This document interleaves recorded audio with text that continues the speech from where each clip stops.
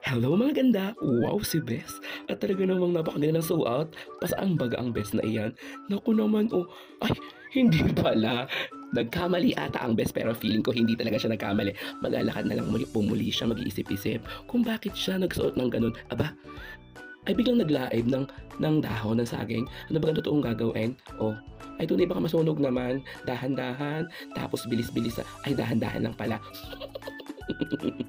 Ayan, oh, nasusunog na, ano ga? Ay, aba, may bumagsak na gayon. Ay, kaya naman pala yung magbibinalot. Ay, ay, iba din naman, may pasosyal din naman ang bahagya. Sosyal kasi yan noon, at hanggang ngayon, sosyal talaga kasi masarap kumain din yan sa binalot na dahon ng saging. Oh, akala mo na perfect eh. Akala mo na ikinaganda yan, oh. Diba?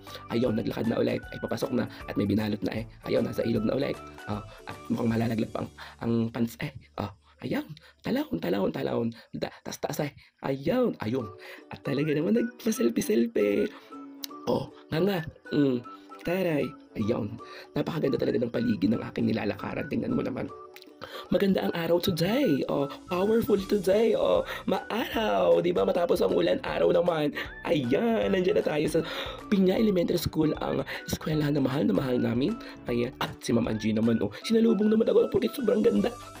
Ayan. Kaya naman pala ako iniyakan na ni Ma'am Angie dahil magsisimula na raw ang parada ng aming eskwelahan o kasi may parade po kami ngayon dahil po ngayon ay celebration po ng buwan ng wika. Ay tingnan mo naman ay kagaganda at kakikisig ng aming mga estudyante ay isinuot na ang pangmalakasang pambuwan ng wika. Ay tunay na yan, ay hanggang tulay pa eh. Ay ang tunay, ano laya? Ay tapos tingnan mo naman, Bes. Tingnan mo naman, mainit. Oy, ang parents naming masisipag, supportive, at ang mga teacher na mga ganda.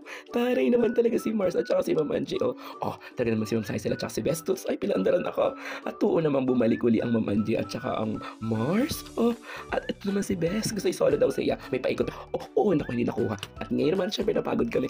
Kakain naman kami ng masarap. Powerful. Ang mga food namin ay talaga namang Filipino food. May danggit, may okra, may itlog, merong talong, merong tilapia na pinirito sa dahon ng saging. Pero ang sarap, may okra, merong kaming adobong siraw, merong kaming ginisang bagoong at talaga namang ibinalot. Ay tunay na kami ay asasosyal at talaga namang syempre mahal namin ang Pilipinas. Syempre bumalik kami sa panahong una-una.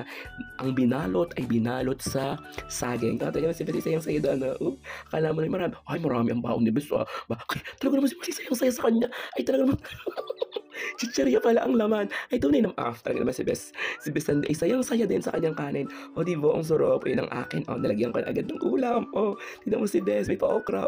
Yun po yung tilapia. Yun naman yung itlog na pula na may kamates. Ayun na. Kung wala sinula ni Bes yung isang tilapia.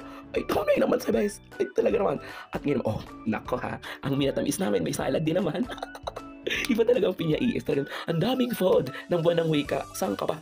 At yan ang uuwi na. Dahil may binalot na ang best, no? Powerful. Kaya naman, please share and like mga best. And follow mo din ako mga ganda.